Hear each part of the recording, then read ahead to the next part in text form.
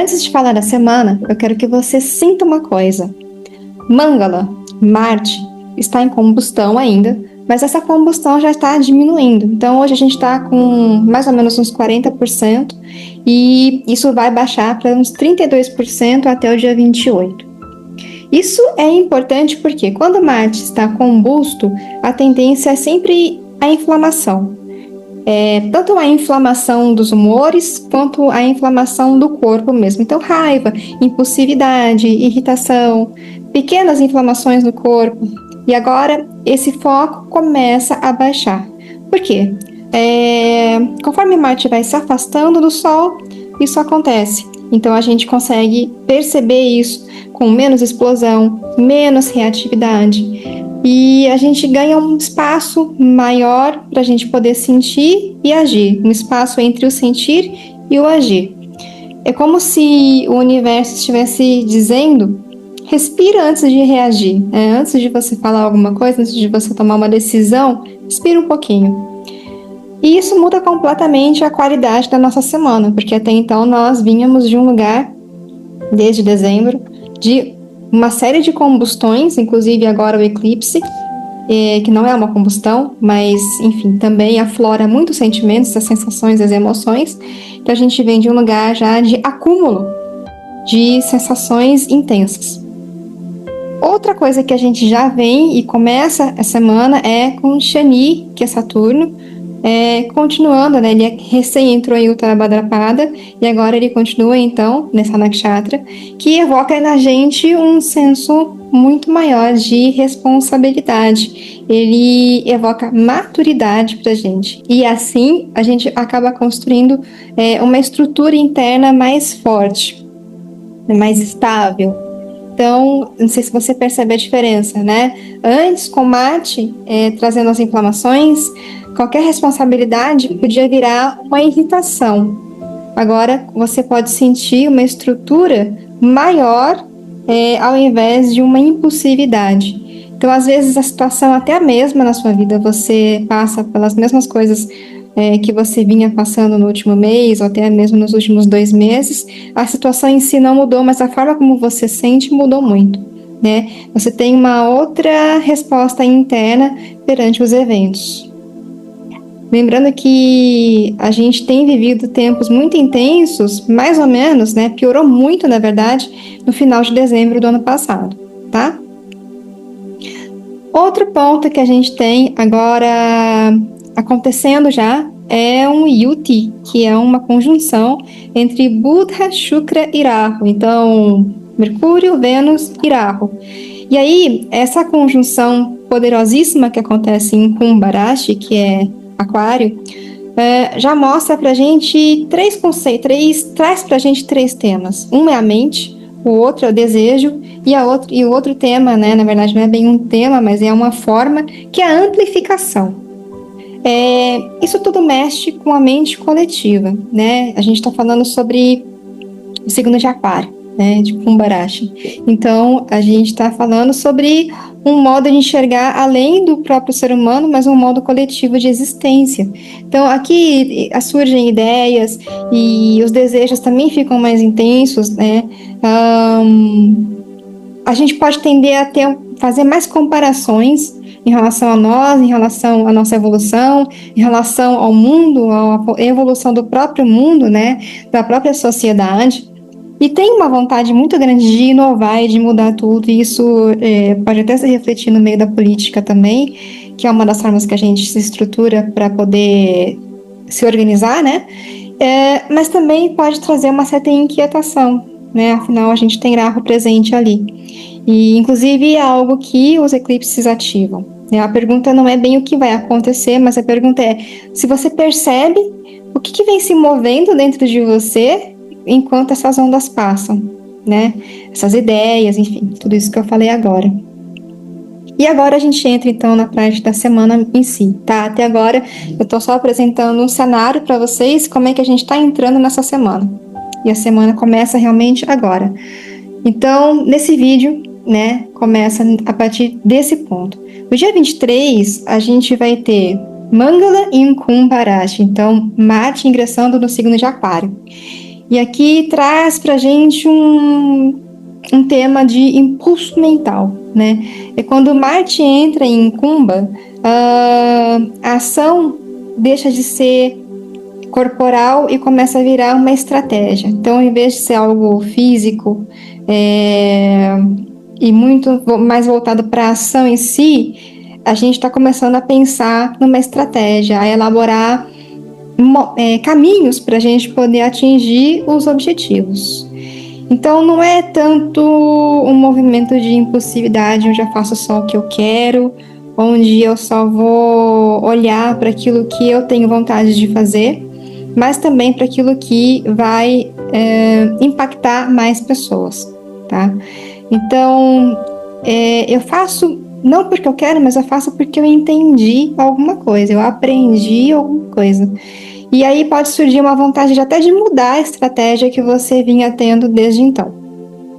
Dá uma vontade de reorganizar as coisas ou reorganizar algo específico. É claro que cada pessoa vai sentir isso mais ou menos e em áreas diferentes, com certeza, né? Alguém com a casa 10, por exemplo, em Aquário, vai sentir isso na área de trabalho, né? Outras pessoas vão sentir nos relacionamentos, outras pessoas vão sentir em casa, no ambiente doméstico. Então, vai depender do mapa individual, é claro, mas a vontade de reorganizar é igual para todos. Então, o impulso de você se posicionar de uma maneira diferente. E aí, o ponto não é você agir rápido, porque eu sei que a gente está falando de Mangala que é Marte, né? Que é voltado para ação. Mas quando o Mangala ingressa em Kumbarashi, a gente está falando sobre um agir que é mais consciente, tá? Então, Marte, ele fica agora já em uma combustão menor, entrando em Aquário, que dá uma qualidade mais fria para ele, né? Um tanto menos emocional, como se fosse uma maturidade estratégica, tá?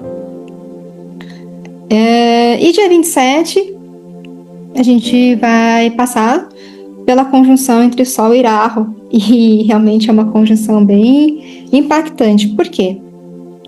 Porque Rahu inclusive agora, né, entre eclipses que a gente teve um eclipse agora e vai ter outro ainda, então é como se fosse uma sombra em cima do nosso ego, né, que o Sol vai representar, entre várias coisas, isso pra gente. Então a nossa identidade, ela fica um pouco mais mexida, e aí vai depender muito das configurações que a pessoa tem em relação ao Sol e Rahu dentro do mapa. Mas, em geral, a identidade pode ficar tanto mais amplificada e você perceber uma necessidade de você estar provando algo para alguém ou provando algo numa situação específica. Tem também o lado de ter uma sensação de você estar sendo observado, de você estar sendo o foco das atenções. Traz também pensamentos mais dramáticos, né? Então, isso não é bem um problema, mas é um convite para você observar onde é que o seu ego reage. Lembrando aqui que Rahu não vai destruir a sua vida e nem nada disso. Na verdade, ele tende a exagerar e dar um tom de amplificação naquilo que ele toca, e aí é por isso que eu falei, dependendo de como tiver o Sol e tiver o Rahu dentro do seu mapa, isso vai ficar muito mais claro. Quando você percebe isso, é que você vai ganhar realmente vai ter uma certa vantagem, né, um certo poder para você poder atuar em cima disso, né? Então, dia 28 agora, tem a conjunção entre Buda e Shukra. Então, Mercúrio e Vênus se unem, e aqui o movimento fica entre a mente e a emoção, como se eles estivessem se aproximando. É bem possível que a comunicação e o afeto aqui também se misturem, né? Então, é o momento de tomar decisões, porque é onde essas decisões conseguem ter uma área de maior diplomacia, então, e de conciliação, né? Claro que se houver consciência e se houver outros pontos também que no seu mapa indiquem isso. Então, basicamente, são esses os principais trânsitos da semana. E agora eu quero entrar aqui numa parte bem especial, que é a jornada da Lua nas 27 mentes, né, as 27 nakshatras. Então, vocês sabem que dentro da astrologia védica, além dos signos, a gente tem um refinamento desse sistema de signos, que são as nakshatras. Então, a gente vai ter as 27 nakshatras, né, que conforme vocês vão ver na animação, espero que vocês estejam vendo aqui. Eles vão corresponder a lugares dentro dos 12 signos que a gente já conhece, né? E a Lua, no dia 21, ela vai estar em Ashwini Nakshatra, tá?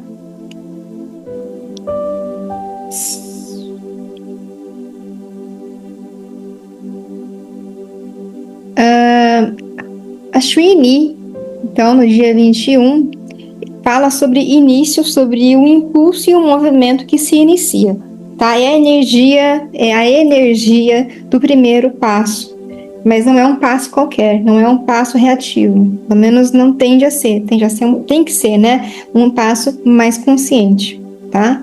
Você está iniciando algo, então esse início ele tem muito mais potência e chances de dar certo se você inicia isso em um momento em que ao seu redor a vibração e a energia esteja favorável. Então, quando você tem isso realmente tende a dar muito certo. Então, pense bem naquilo que você quer começar.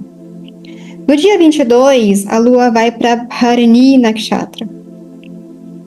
Bharani é uma nakshatra que fala sobre intensidade, então uma intensidade emocional, porque a gente está falando de nakshatras e de lua. Então, agora presta atenção nisso. Se Bharani for a terceira nakshatra da sua tabela do mapa da lua, ou a quinta ou a sétima, isso é muito importante, esses dias tendem a ser muito mais desafiadores, tá? Não é porque algo ruim vai acontecer, mas é porque essas posições ativam áreas dentro da vida que exigem uma maior maturidade, tá? Pode ser uma cobrança, pode ser uma tensão interna, pode ser em forma de disciplina, mas se você percebe isso, esse desafio, ele acaba virando força, você acaba conseguindo utilizar isso a seu favor. Aí no dia 23, a gente tem a Lua indo para Kritika Nakshatra.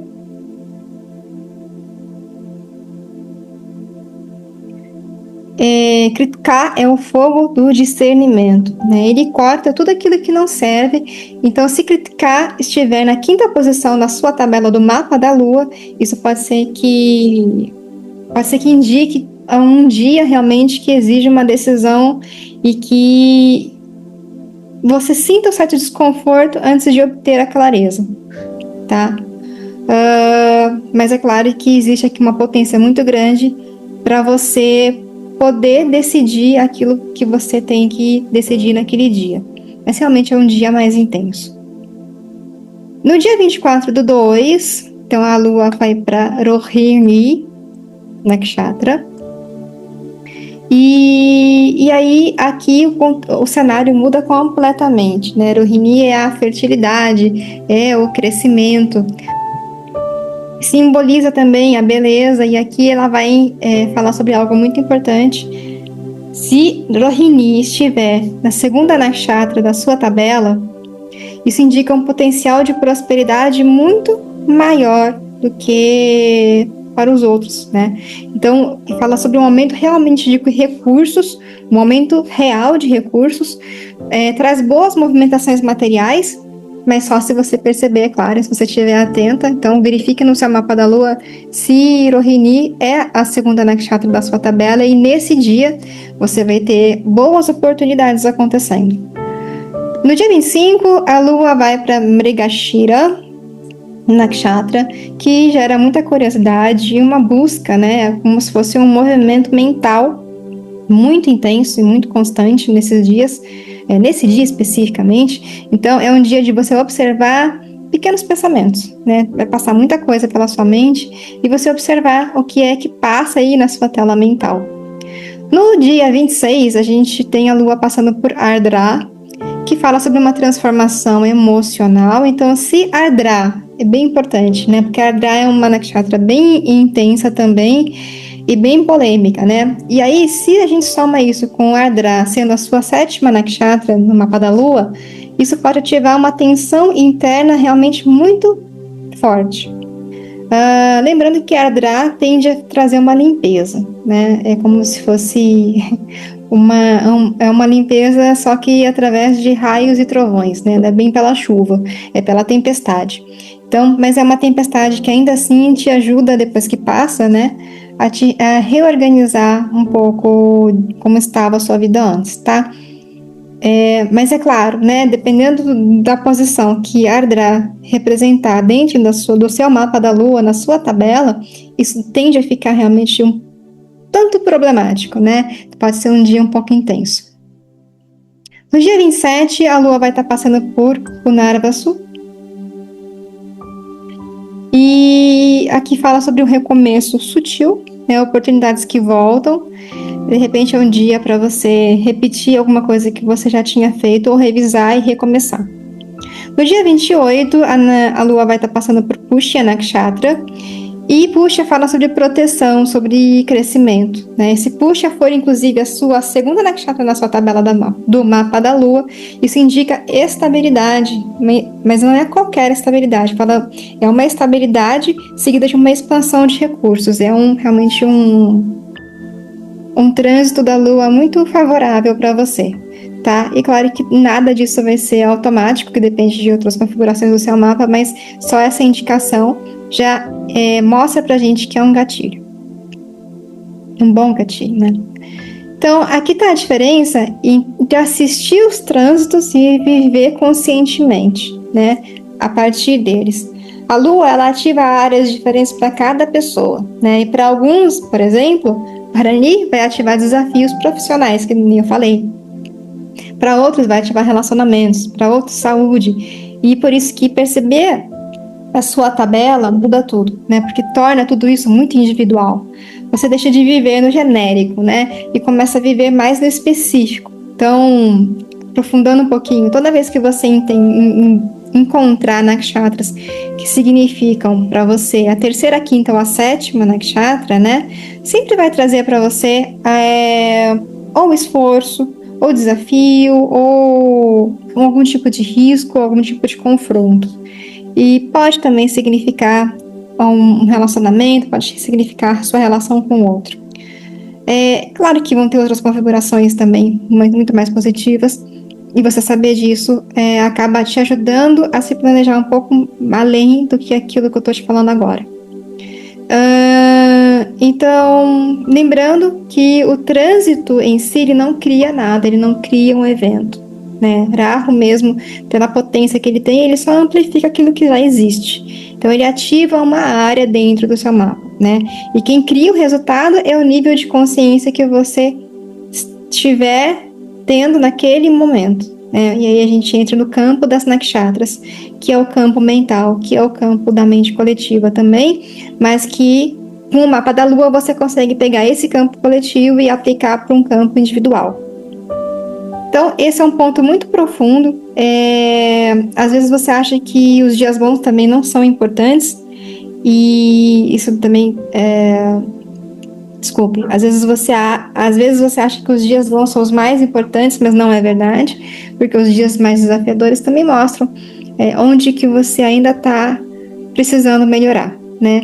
Os dias prósperos mostram onde você já está pronta para agir, e a semana inteira está estruturada assim. Então, o começo da semana tem o nosso fogo diminuindo, a mente ainda está muito agitada, e no final a gente tem um final de semana um pouco mais claro do que a gente realmente precisa fazer, tá? É quase como um teste de maturidade emocional, né? Se você atravessa a semana reagindo, você acaba repetindo padrões antigos. Se você atravessa essa semana, mesmo com situações desafiadoras, mas percebendo as coisas, você utiliza esses padrões antigos para você poder evoluir. Então, querendo ou não, essa semana não é tanto sobre previsão, é mais sobre consciência. O fogo está mais baixo, a mente está mais ativa, a Lua vai tocando áreas específicas da sua vida e do seu campo mental. Alguns dias vão parecer mais leves, outros vão apertar, né, tendo pontos mais internos ali, cada um vai ter um ponto interno para trabalhar, mas nada disso é o acaso. né? Tudo isso é uma ativação. Então, quando você entende onde é que você está sendo ativada, né? Você começa a deixar de ser conduzida de formas variadas e ao mesmo tempo, e começa a se deixar conduzir, até utilizando algumas energias para poder alavancar a você mesma, né? De acordo com os seus objetivos. Então, aproveitando os padrões vibratórios, aproveitando os padrões vibratórios para poder avançar um pouco mais ou, em outros momentos, se proteger, né? Então, observe-se.